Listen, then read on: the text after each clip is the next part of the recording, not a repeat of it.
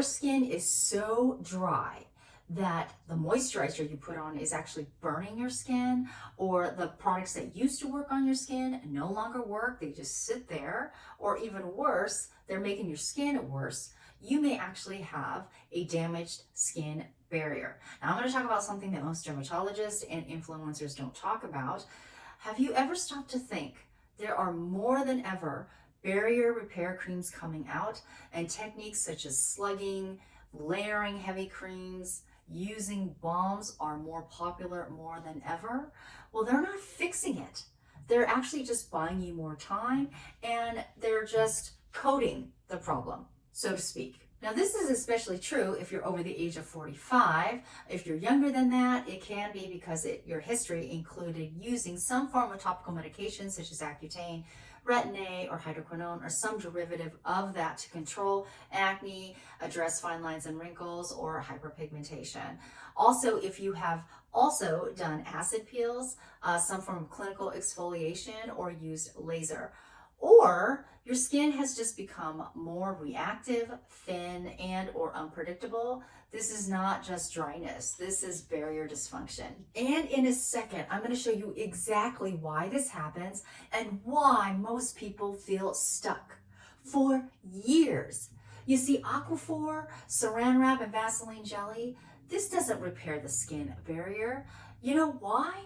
Because the chemical makeup of petroleum byproducts, that is not the same as your skin barrier. Can I get a thumbs up on that? Let me show you a real case. Meet Sam. She had red, dry, sensitive skin, but at the same time, she had some occasional breakouts. Her cheeks were really sensitive and dry, and when she put some products on, they burned her face. Eventually, what started happening is she started to form hyperpigmentation, which then started to cluster up, so it kind of looked like patches, and eventually she started to form some age spots on her face, but also on her shoulder and her chest as well. Now, this is where everybody thinks, I just have to find a better product. No, this is where everybody goes wrong. This is where people go onto YouTube and TikTok to get right back on that product treadmill. So when I looked over the details of her situation, one thing was really clear. Her inflammation was more than just skin deep. So I asked her a question that most people are not asked, and I asked her, so can we talk about what's going on with your gut? Because if the skin barrier won't heal itself, sometimes the problem is more than what you put on your skin.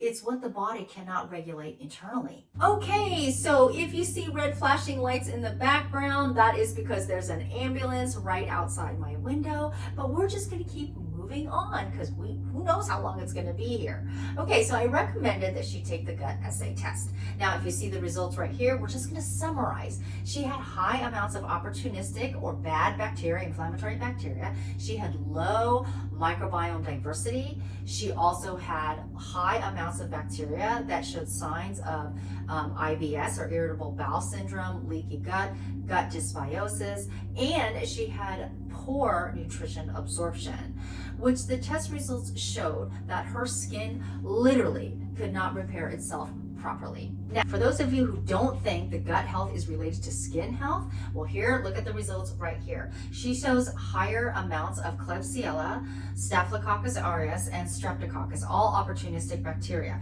Now, higher levels of Klebsiella actually are related to long-term use of antibiotics, as well as a diet high in sugar and starches.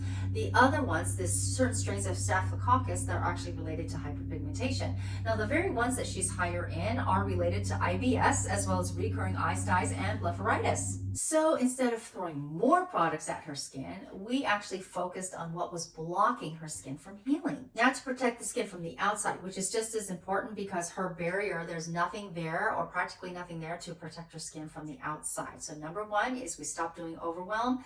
We focused on just gentle cleansing, true hydration, so avoiding the heavier oils. 3 is we introduced a lightweight barrier support that mimics skin and water distribution. So we did not introduce any balms that can actually trap heat and inflammation. Because here's the mistake. If your barrier is damaged, then introducing occlusives can actually make inflammation worse. Now, after about a month, you can see right here, there's no redness, burning, swelling, or extreme dryness. Then and only then is when we introduce the vitamin C derivative that is both oil and water soluble. It also has peptides to help rebuild our skin. It also has a patented formula where it creates a moisture net of oil and water over her skin, just like the natural skin barrier. Okay, so here comes the pro tip.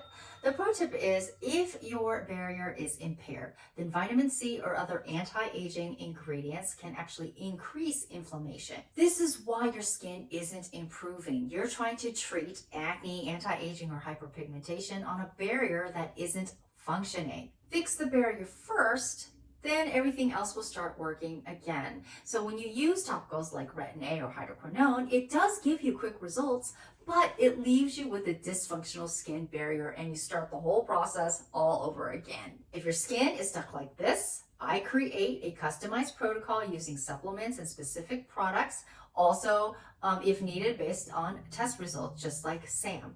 If you are tired and confused and just want a targeted step-by-step customized plan for results, I'll put a link above or below, and YouTube thinks that you'll like this video because makeup is an art, skincare is a science.